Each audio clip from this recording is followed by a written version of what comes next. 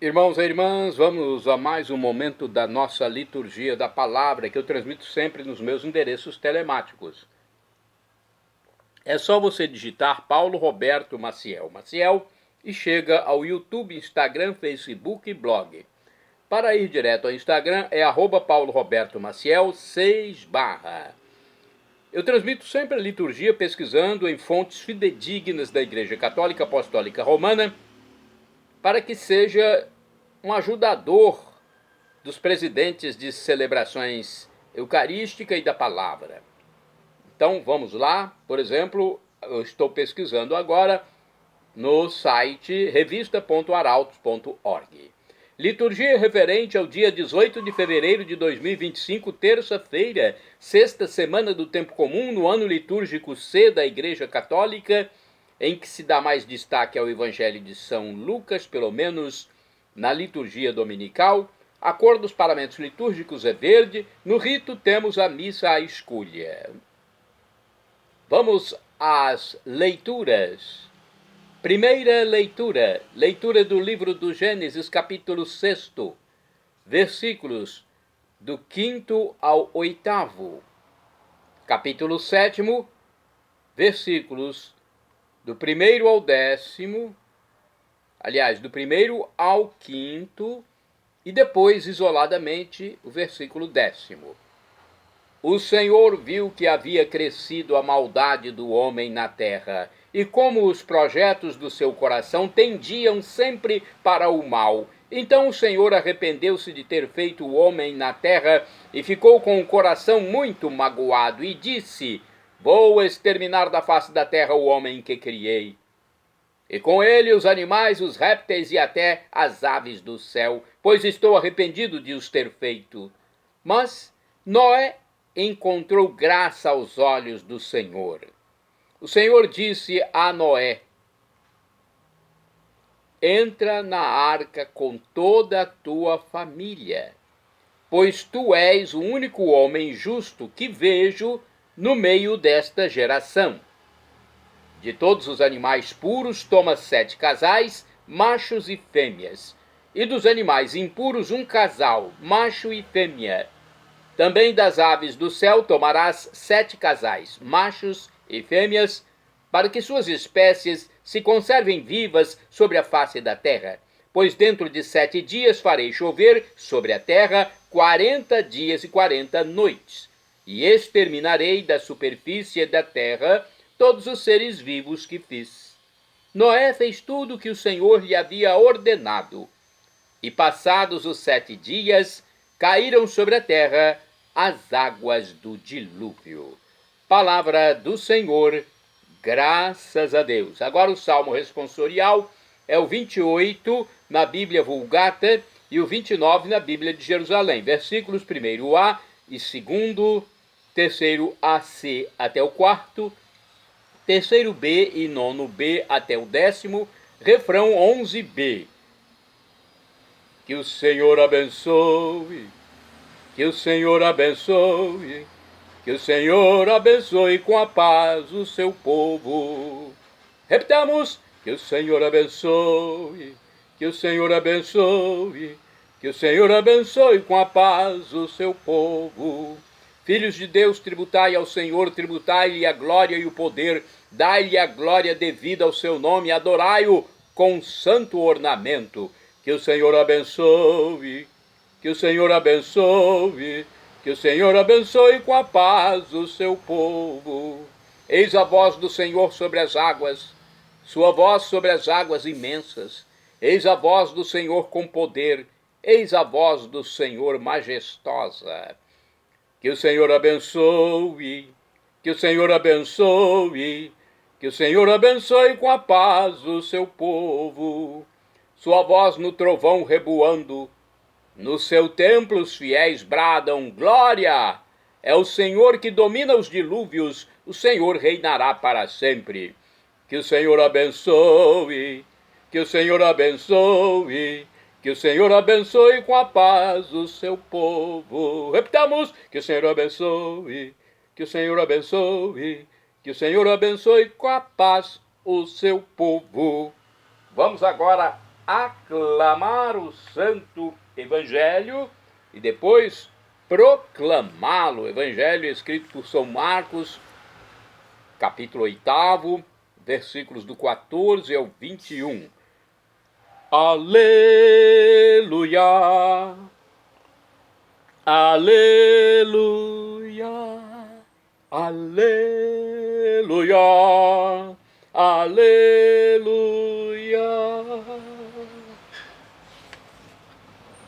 Quem me ama realmente guardará minha palavra, e meu Pai o amará, e a ele nós viremos. E a ele nós viremos. Aleluia, aleluia, aleluia, aleluia. Senhor esteja convosco, Ele está no meio de nós.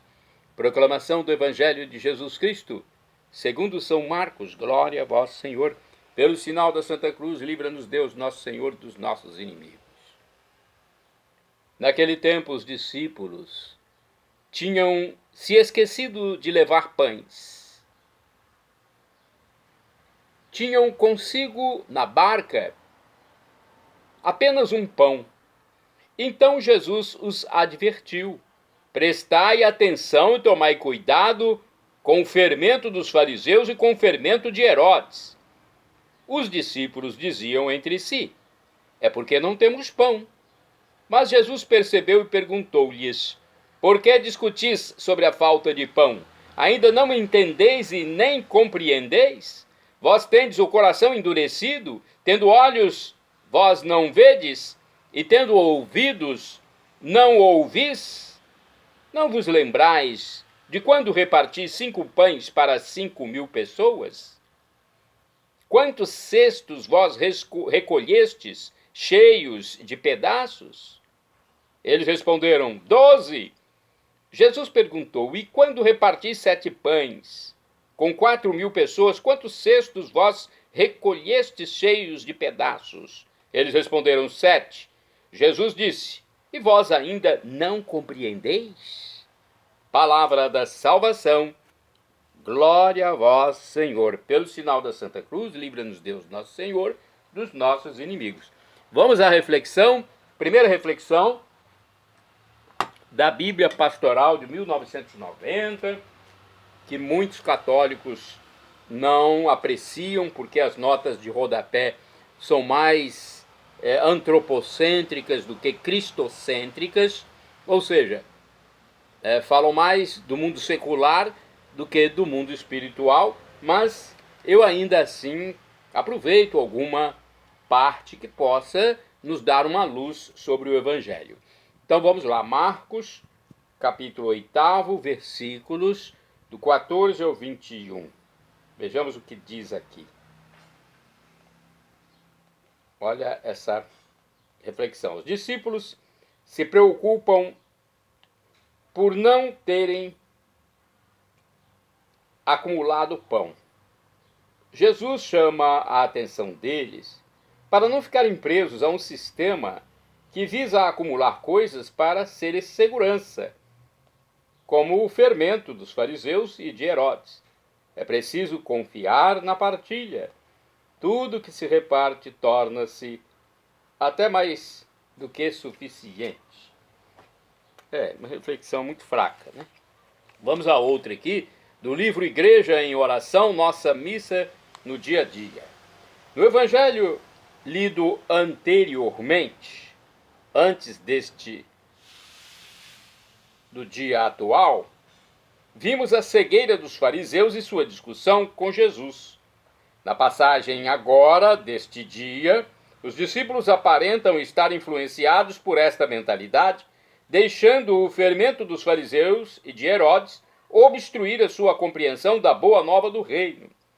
É clara no Evangelho a referência às duas narrativas da multiplicação dos pães, Marcos 6, versículos de 35 a 44, e Marcos 8, versículos do 1 ao 9. Mas não somente os fariseus não entendem o sinal, conforme está em Marcos 8, versículos do 11 ao 13. Os discípulos Aqueles que querem seguir a Jesus, tanto naquele tempo quanto hoje, correm o risco continuamente de perderem-se pela estrada por causa de sua indisponibilidade em acolher o dom da palavra de Jesus. O centro da passagem gira sob a forte e insistente reprovação de Jesus aos discípulos pela sua estupidez de espírito e dureza de coração, que os prende em suas curtas visões e preocupações imediatas, tornando-os incapazes de entender a linguagem dos sinais de Deus. Em outros termos, Jesus denuncia a falta de fé que assemelha os discípulos àqueles de fora, conforme Marcos capítulo 4, versículos do 11 ao 12.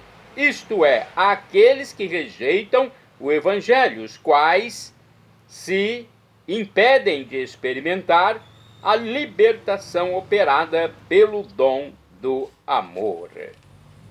Então, uma reflexão melhor aqui do que na Bíblia pastoral. Agora vamos aos santos do dia, porque os santos fizeram o que Jesus mandou. Foram anunciadores do Evangelho e amaram os irmãos. Santo do dia 18 de fevereiro, São Sadot, bispo e companheiros mártires. Vamos ver essa história resumida? Faleceram em 342. Sadot era bispo de Seleucia, quando, negando-se a adorar o sol, foi executado por ordem de Sapor II, ou Sapor II, que era rei da Pérsia. Então, Sadot e companheiros foram mártires de Cristo na Pérsia.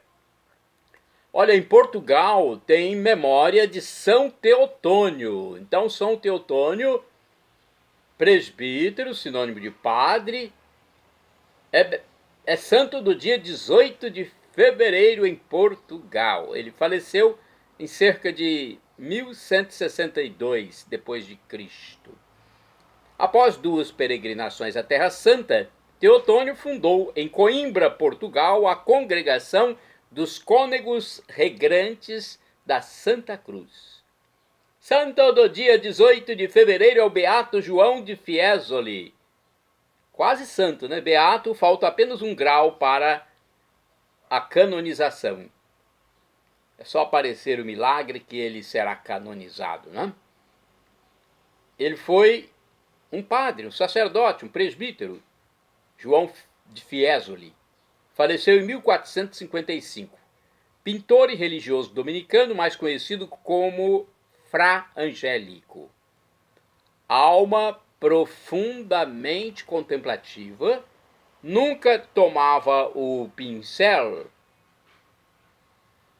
sem antes fazer uma oração. De acordo com o site do Vaticano, o Beato Angélico, proclamado padroeiro universal dos artistas pelo Papa João Paulo II, hoje nosso santo no céu, encontra-se entre os máximos pintores de todos os tempos. Este frei dominicano praticava a arte de pregar com o pincel, o que contemplava na alma. É celebrado pela Igreja no dia 18 de fevereiro. Giovanni de Fiesole, no civil Guido de Pietro, conhecido como Beato Angélico, dizia sempre: quem faz as coisas de Cristo está sempre com ele. Sua convicção era de que todas as ações deviam ser orientadas para Deus. A pintura, da qual era um excelente artista, era vista como uma expressão da experiência contemplativa, instrumento de louvor e de elevação da mente às realidades celestes. Angélico nasceu em Vicchio del Mugello, na Toscana, na Itália, em fins do século XIV. Desde criança demonstrou uma grande predisposição pelo desenho e as miniaturas. A aspiração pelo belo tornou-se cada vez mais obstinada na alma do jovem artista. Em primeiro momento, esta aspiração reforçou seu talento natural pela arte. Mais tarde, tornou-se uma clara e inconfundível chamada à vocação religiosa por parte de Deus, que é beleza por excelência. Angélico entrou com seu irmão Bento para o convento de Fiesole.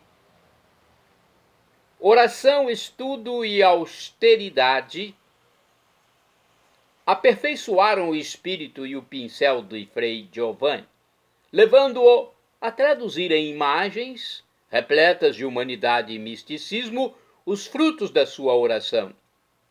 Crucifixos, imagens de Nossa Senhora, anunciações, vibrantes luzes diáfanas e retábulos de altares foram expressões de uma alma que, na simplicidade evangélica, mediante um trabalho disciplinado de oficina, soube viver com o coração no céu.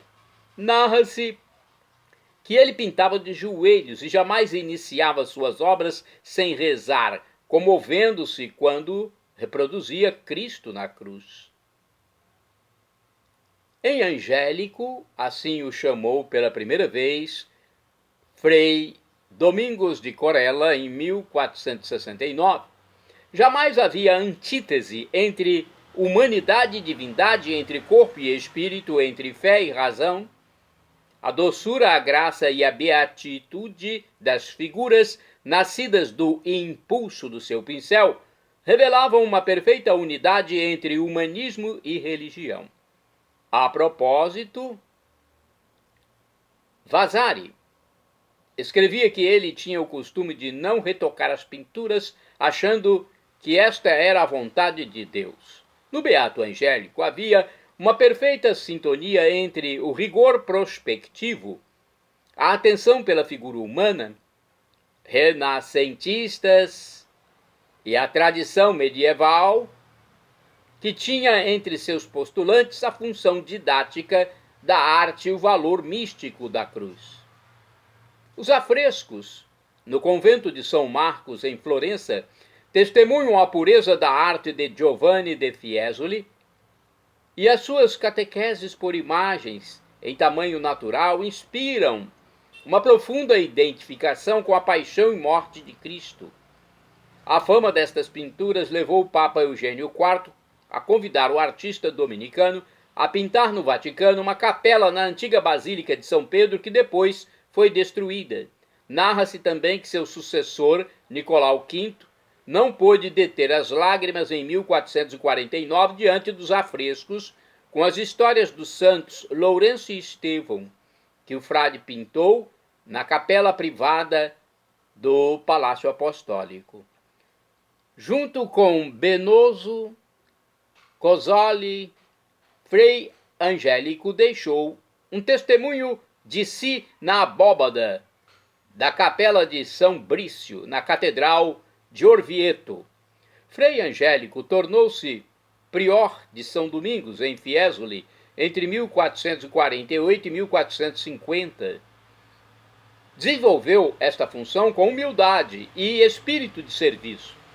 Se ele quisesse, lembra ainda Vasari, podia ter vivido de modo opulento e ter se tornado rico com suas pinturas. Pelo contrário, sempre evitou o poder, a riqueza e a fama.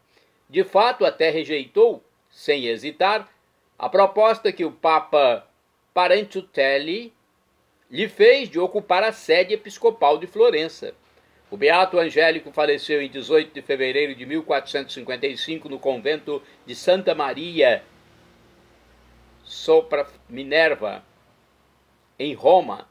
Na basílica adjacente ainda se encontram seus restos mortais. São muitos os peregrinos que todos os anos enfrentam longa subida do Capitólio para visitar a sua sepultura.